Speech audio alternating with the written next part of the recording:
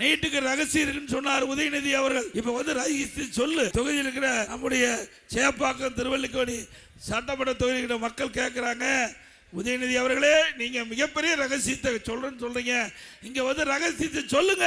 தங்கமலை ரகசியம்னு ஒரு படம் இருக்கு. ராஜாவுக்கு காது பெருசா இருக்கும். அப்போ அவருக்கு சிகை அலங்காரம் செய்ய ஒருவர் போய் சிகை அலங்காரம் செய்யும் போது அந்த காதை பார்த்துருவார். பார்த்து பதிஞ்சு போய் என்ன செய்வதுன்னு அறியாம மனைவிட்டு போய் இப்படி ராஜா காது கழுத காதுன்னு சொல்லுவார். உடனே அவர் மனைவி வயிறு வீங்கி போய் அப்புறம் அதை எப்படி வெளியே சொல்லி ஆகணும், உயிருக்கு போராடிட்டு இருக்காங்க. அப்போ ஒரு குழி வெட்டி அந்த ரகசியத்தை சொல்றாங்க.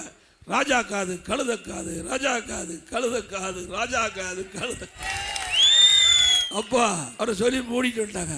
அதுல ஒரு மரம் முளைக்குது. மரம் முளைச்ச பிறகு ராஜா ஒரு விழா நடத்துறாரு. அந்த விழாவுக்கு மிருதகம் பண்ணவனும் அப்படின்னு ஒரு கட்டளை இடுறாரு. அப்ப அந்த தளபதி புதிய மரத்துல அந்த மிருதகம் செய்யவேன்னு சொல்லி இந்த ராஜா காது கழுத காது ரகசியம் சொன்னாங்களே, அதுல முளைத்த பெரிய மரத்தை வெட்டி அதுல மிருதத்தை கொண்டு அவர் அந்த விழா நடத்துகின்ற பொழுது மிருதத்தை அடிக்கிறார்.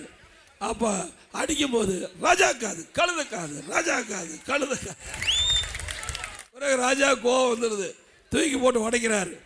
அப்படியே தெரிச்சோடி எல்லா உதிரிப்பாங்களும் அதில் இருக்கிற அந்த தவுல் இருக்கிற உதிரிப்பாங்கெல்லாம் ராஜா காது கழுத காது, ராஜா காதுகளை குதிச்சு குதிச்சு பேசுது. துணை முதலமைச்சர் இந்த பகுதியில் ஒரு ரகசியத்தை சொல்லிட்டு போய் ரகசியத்தை இதுவரைக்கும் வெளியிடல, வெளியிட்டா அந்த கதை மாதிரி ஆயிருமோ என்று அச்சம் அவருக்கு இருக்குன்னு நினைக்கிறேன்.